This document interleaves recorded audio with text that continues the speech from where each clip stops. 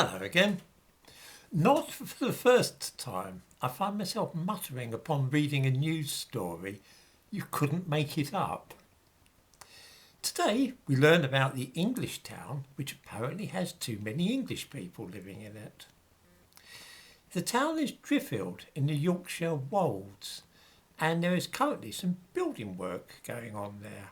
Now, building sites are ugly, so we usually put fences or hoardings around them to conceal them from the public.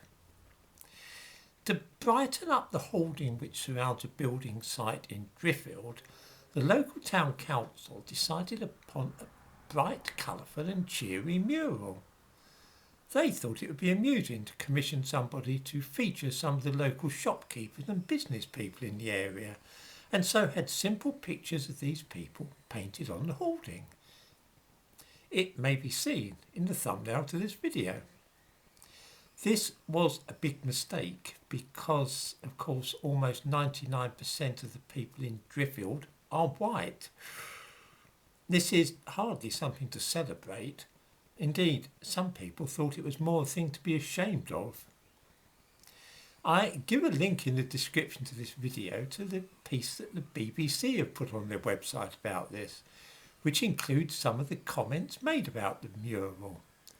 It just screams, "Welcome to our white town." It could have been a little more inclusive. Driffield looked such a diverse, welcoming place, said presumably sarcastically. I also include a link to the figures from the 2011 census to the town, which revealed that the population was in fact 98.7% white, which accounts for the fact that all 15 of the figures featured in that mural are, well, white. By making it a little more inclusive, I am guessing that this is code for stick a few black people in there. That's what making things more inclusive usually means these days. How many black people live in the town? That would be 14. That's 1/4 compared to the 13,000 white people there. Of course, if some of those 14 black people had been well-known shopkeepers or business people in the town, I dare say that they might have been included. But I think we all know that black shopkeepers in England are rarer than rocking horse shit, although perhaps I should explore that topic and the reasons, or possible reasons for it in a separate video. It has been suggested that one person who should have been included as a character in the mural is footballer turned boxer Curtis Woodhouse.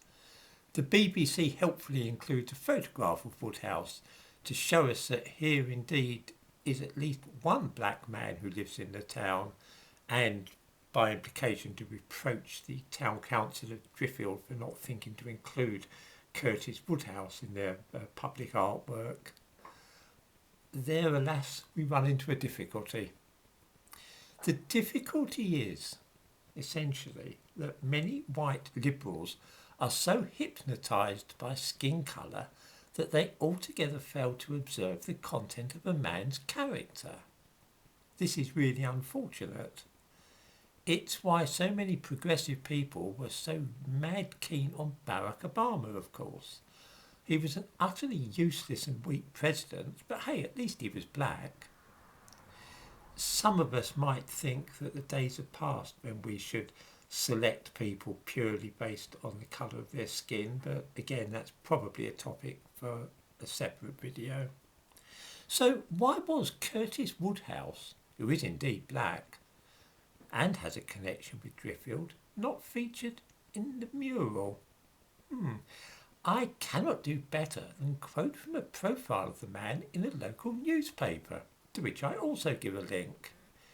It's no secret he has a history of theft, robbery and affray, with the man himself estimating he has been in over 100 street fights. Yes, 100 fights, brawls in the street. They don't mention, by the way, his assaulting a police officer in a drunken brawl in Bridlington in 2006. A history of theft, robbery and affray.